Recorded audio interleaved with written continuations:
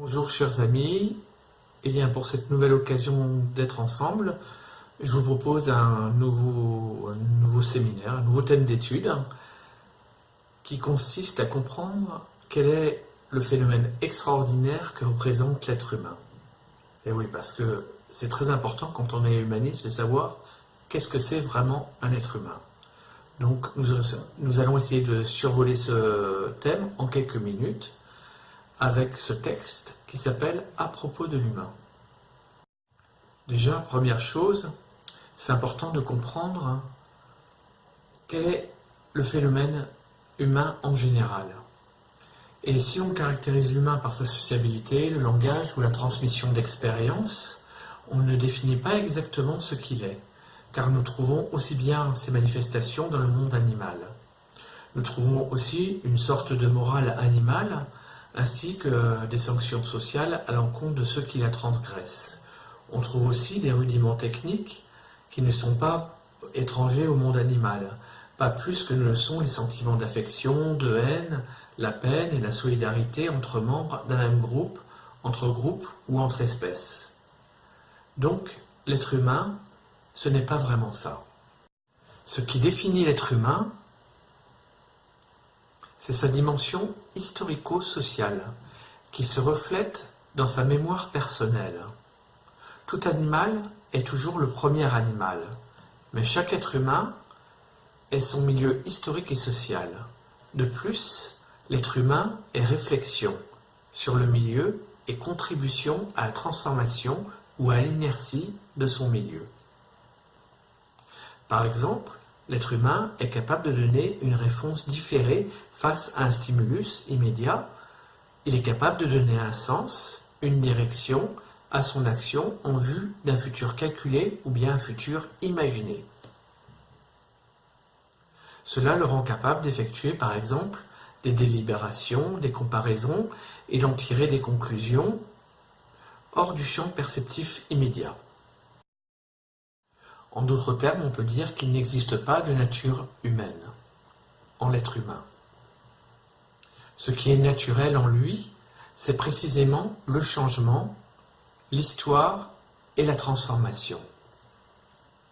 On a ainsi défini souvent un ordre naturel et le changer devenait un péché à l'encontre de ce qui était établi de façon définitive.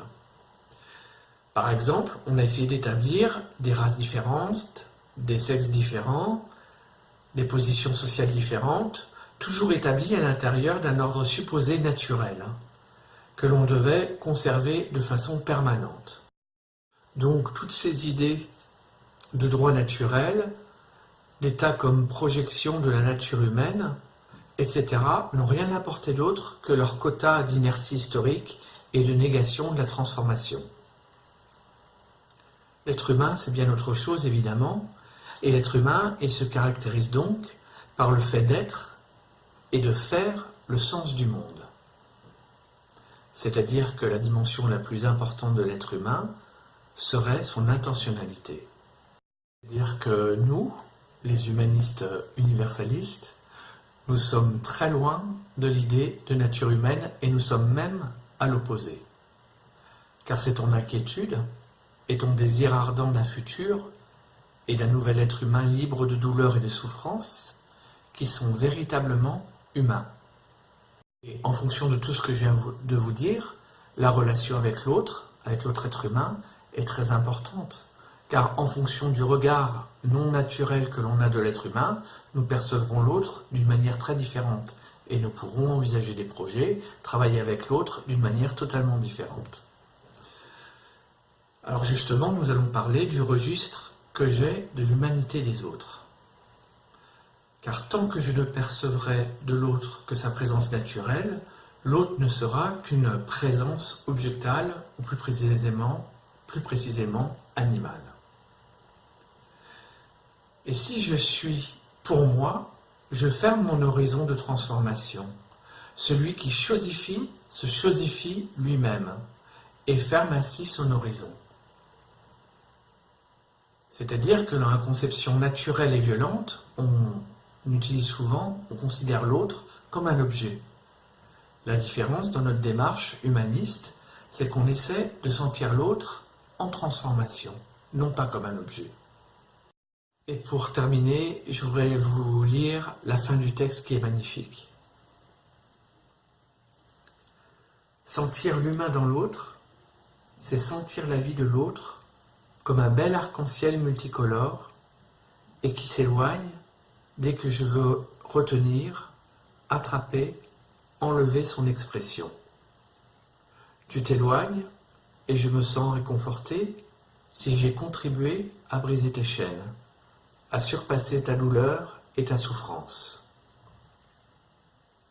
Et si tu viens avec moi, c'est parce que, dans un acte libre, tu te constitues en tant qu'être humain, et non seulement parce que tu es né humain. Je sens en toi la liberté et la possibilité de te constituer en être humain.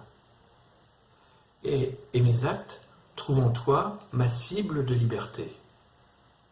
Alors, pas même ta mort n'arrêtera les actions que tu as mises en marche, car tu es, par essence, temps et liberté. Ainsi, j'aime chez l'être humain son humanisation croissante. Dans ces moments de crise et de chosification, dans ces moments de déshumanisation, j'aime sa possibilité de réhabilitation future. À très bientôt les amis.